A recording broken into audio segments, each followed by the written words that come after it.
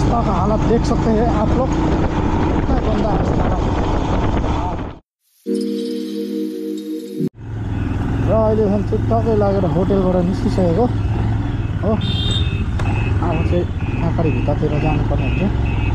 यहाँनिर चाहिँ बाटो पनि पुरै सबै कन्फ्युज पाला भइसकेको छ हो। डबल लेन यताबाट उताबाट। र अहिले चाहिँ तपाईँको टक्कै लागेर बिहानको 7 बजिसकेको छ हो।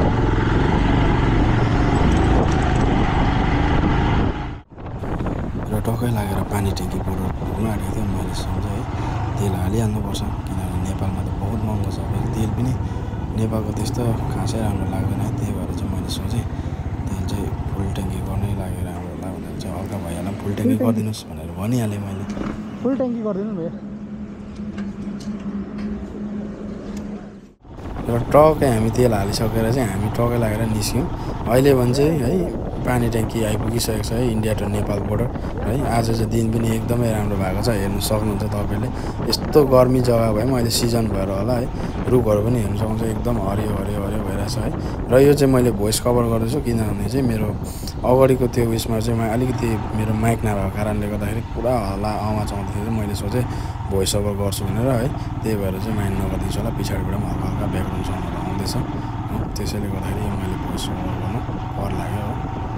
र यो अगाडिको देख्दै गरेको चाहिँ है, यहाँबाट चाहिँ 4 व्हिलरले मात्रै पास दिन्छ। त्यसले गर्दाखेरि चाहिँ हामी चाहिँ उँधोपट्टि फ्लाइओभरबाट घुमेर जानुपर्ने हुन्छ।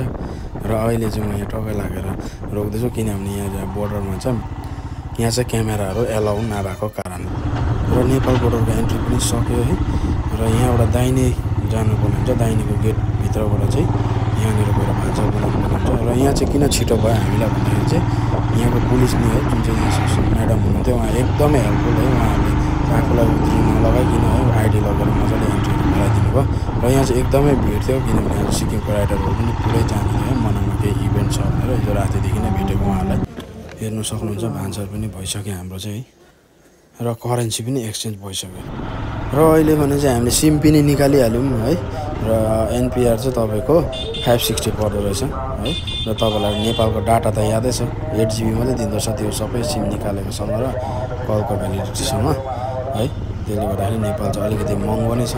र अहिले भने चाहिँ हामी आफ्नो सबै काम सकेर हामी अगाडिपट्टि जाँदैछौँ है। र अझै पनि यहाँनिर अगाडि के रोड ट्याक्स भन्ने एउटा काट्नु पर्दो रहेछ। त्यो चाहिँ तपाईँको अफिस चाहिँ वीरता मोडबाट खालि 2 मिनट अगाडि गएर तपाईँको लेफ्टपट्टि पस्नुपर्ने हुन्छ, त्यहाँ गएर काट्नु। तर आज यहाँनिर अब नेपाल त स्याटरडे बन्द हो है, सरकारी छुट्टी हुनाले गर्दाखेरि आज चाहिँ हामी यहाँबाट चाहिँ नाकाटी जान्छौँ है।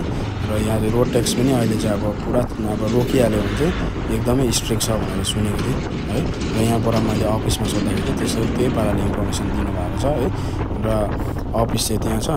र आज चाहिँ स्याटरडे भएको कारणले हामी चाहिँ नबनाइकन अगाडि जान्छौँ। र हामी चाहिँ त्यसपछि अगाडि बढ्दै जाँदाखेरि चाहिँ हेर्नु सक्नुहुन्छ वासिङ पाउडर निर्मा चाहिँ यति बेसी भयो है। अगाडि त रोड पनि एकदमै दामी थियो, त्यसपछि है अलिक अगाडिबाट चाहिँ ब्याक कटिङ हुँदो रहेछ यहाँ पनि हाम्रो उता के भन्छ सिलगढी जस्तै। त्यसले गर्दाखेरि चाहिँ म चाहिँ हामी चाहिँ बिजोक हुन थालिहाल्यो यहाँबाट चाहिँ। अब हाम्रो टार्गेट चाहिँ यहाँ हिटौडासम्म थियो, तर हामीले यो बाटो जस्तो देख्न थाल्यो त्यहाँदेखि चाहिँ हाम्रो प्लान भयो आज चाहिँ लु हिटौडा चाहिँ होइन बर्दिवासै काफी हो हाम्रो लागि भनेर चाहिँ हामी सल्लाह गर्दै अगाडि जाँदैछौँ है। बाटो त तपाईँले हेर्नु सक्नुहुन्छ है कस्तो खालको धुलोहरू छ, त्यही माथि बसहरू सानो सानो कुद्छ यहाँनिर। र धेरै टफ राइडको पछि हामीले देख्ने मौका पायौँ यस्तो सुन्दर दृश्य है, जुन चाहिँ हो हाम्रो कोशी ब्यारेज है। यो त सबैलाई याद भएकै कुरा हो है, यो भिडियोतिर पनि प्रायः देखाइरहने गर्छ यो जुनै युट्युबरहरू हाम्रो इन्फ्लुएन्सरहरूले पनि। र त्यसपछि हामीले यहाँनिर टक्कै यहाँ आइसकेपछि अब फोटो भिडियो सुट नगर्ने त कुरा आएन है। हामीले पनि यहाँनिर एकछिन रोक्यौँ है, मजा आनन्द लियौँ, चिसो हावा खायौँ है, फोटो भिडियो 1-2वटा सुट गऱ्यौँ। त्यसपछि हामी लगातारै अगाडि बढ्यौँ किनभने हाम्रोमा टाइम पनि थिएन है, निकै टाइम गइसकेको थियो हो। किनभने बाटो एकदमै जाम है, एकदमै ब्याक कटिङले गर्दाखेरि एकदमै अहिले एकदमै गाह्रो छ है। तपाईँले पनि यो कुरा चाहिँ ध्यान दिनुपर्ने हुन्छ है अहिले आउनु पनि। यो अब नभनेको पनि अझै 1 साल जस्तो लाग्छ होला यो सबै रिलेटेड, किनभने सबै 4 लेन बनाउँदैछ यहाँ पनि है। रास्ता का हालत देख सकते हैं आप लोग, कितना गंदा है सारा।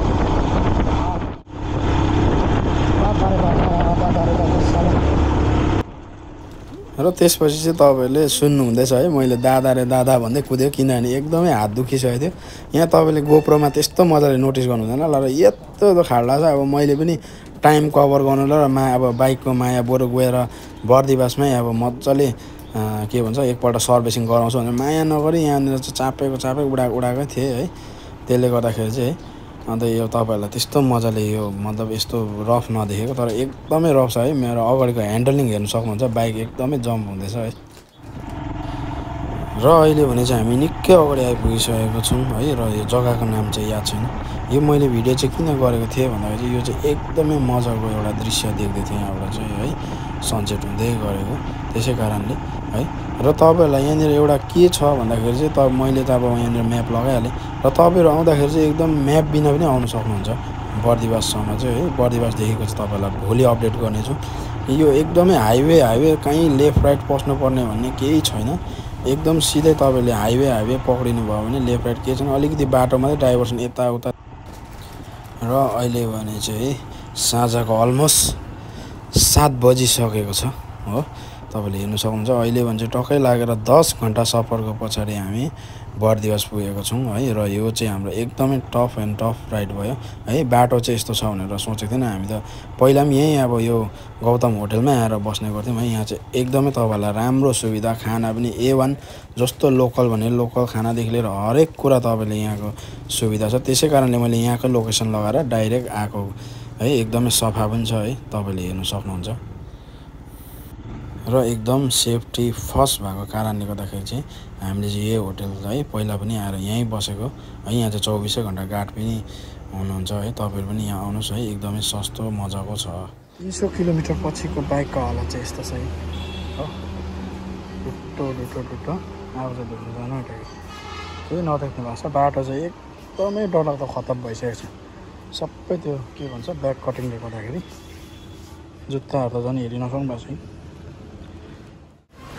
र बर्दिवासको दृश्य चाहिँ यस्तो छ है अहिले 7 बजिरहेको छ टक्कै लागेर है हामी पनि यहाँ भर्खर आइपुगेको मजाको छ है